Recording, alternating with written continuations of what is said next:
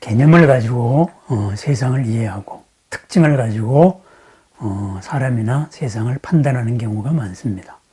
이런 경우에 대해서 금강경에서는 이렇게 말합니다. 약견재상비상 측견열애. 만약에 모든 특징들이 그 특징들을 통해서 특징을 이루고 있는 특징 아닌 것까지를 안다면은 바로 부처님의 참모습을 볼 수 있다. 이런 말입니다. 바꾸어 말하자면은 우리는 어떤 특징, 과거의 생각이나 지금까지 정리되어 온 이 개념을 통하여서 바로 무엇을 파악하려고 합니다. 그런데 이 특징에는 놓치고 있는 부분이 있다. 그 특징으로서 그 특징을 정의할 때에는 어떤 기준이 있다. 그 기준에 빠진 것이 있다. 그래서 특징이 아닌 것, 바로 재상과 특징이 아닌 것, 비상, 그것을 함께 보아야 한다. 이런 말입니다. 결국은 어떤 특징을 통해서 그 특징에 숨어있는 특징 아닌 것을 볼 수 있을 때 우리가 존재의 참 모습을 볼 수 있다. 이런 말입니다. 금강경의 이 부분에 대해서 한번 자세하게 살펴보십시다. 워낙 해설도 많고 썰도 많고 또 여러 가지 다른 주장들도 있습니다. 그런데 제5편, 금강경의 제5편 열의실견분입니다. 이치에 맞게 그리고 참답게 바라보자. 이런 제목을 붙인 부분입니다. 시작은 이렇게 됩니다. 부처님이 가진 여러 가지 신체적인 특징들, 32상 80종, 32가지 큰 특징, 80가지 작은 특징, 이런 것을 통해서 열애를 볼 수 있느냐? 이렇게 부처님이 물었습니다. 그래서 수보리는 아니, 그런 걸로서는 외형적인 특징으로서는 부처님을 볼 수 없습니다. 이렇게 말했습니다. 왜냐하면은 외형적인 특징을 갖추었다 하는 것은 특징 아닌 것을 갖춘 것이다. 이렇게 부처님은 말씀하셨다. 이렇게 말합니다. 말이 조금 어렵습니다. 특징을 갖추었다 하는 것은 특징 아닌 것을 갖추었다. 이 말입니다.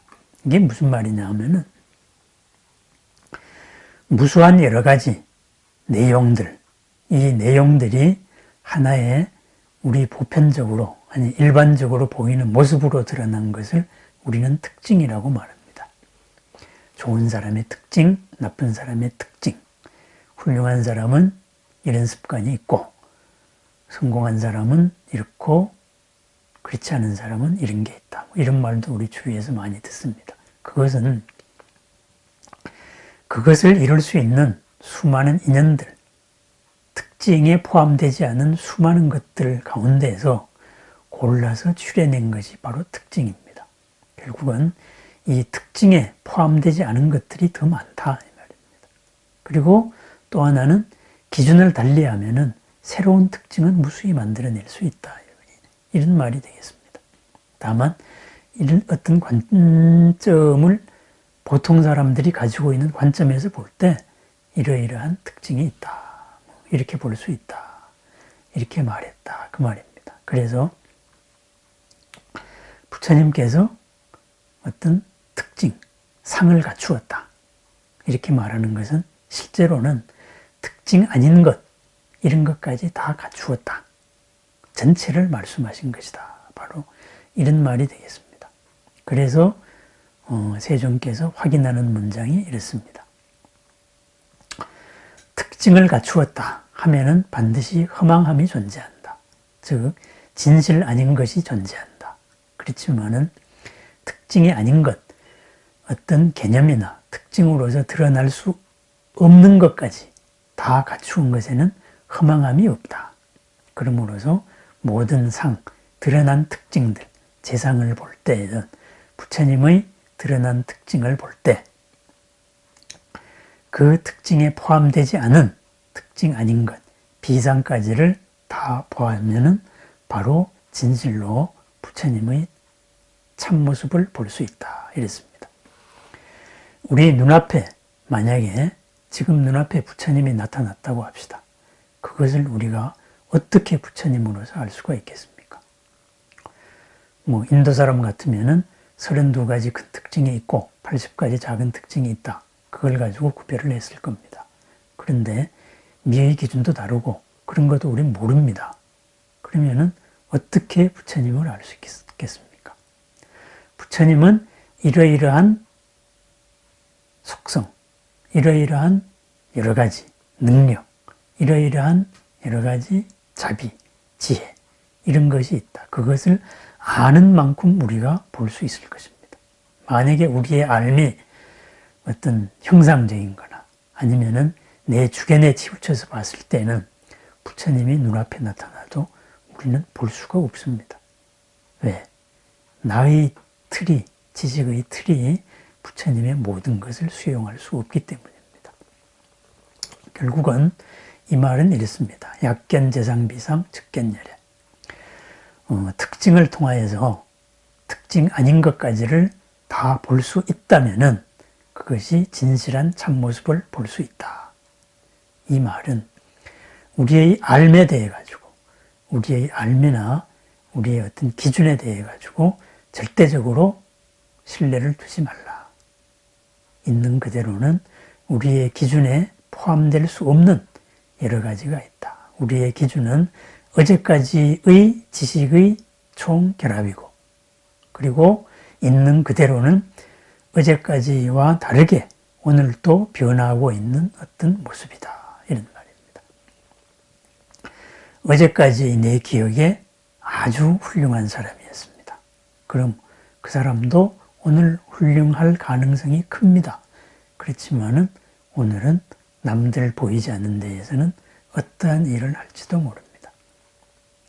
남들 앞에서 자신감이 있는 사람도 막상 홀로 있는 자리에서는 아주 외로울 수 있습니다. 아주 무기력할 수도 있습니다. 가벼운 충격에 탁 무너질 수도 있습니다. 특징, 우리가 무엇을 안다는 것, 이것은 어제까지의 내 기준에 의해서 알고 있는 것입니다. 거기에서 우리는 자유로워야 됩니다. 모든 특징이 포함하고 있는 기준과 기준의 사이에 있는 모든 인연들, 있는 그대로를 전체적으로 바라볼 수 있어야 됩니다. 그러기 위해서는 내 지식에 절대성을 두면 안 됩니다.